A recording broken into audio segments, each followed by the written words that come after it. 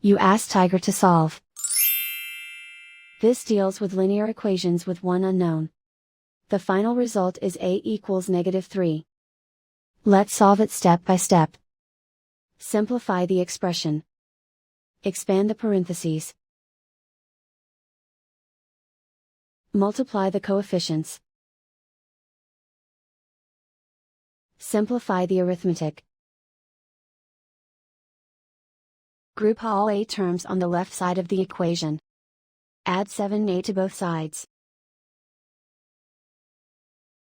Group like terms. Simplify the arithmetic. Group like terms.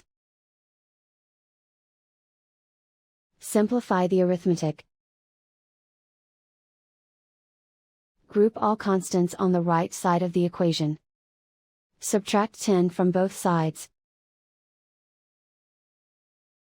Simplify the arithmetic.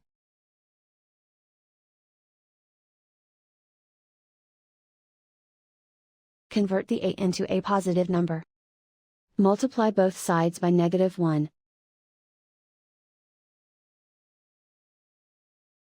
Remove the ones.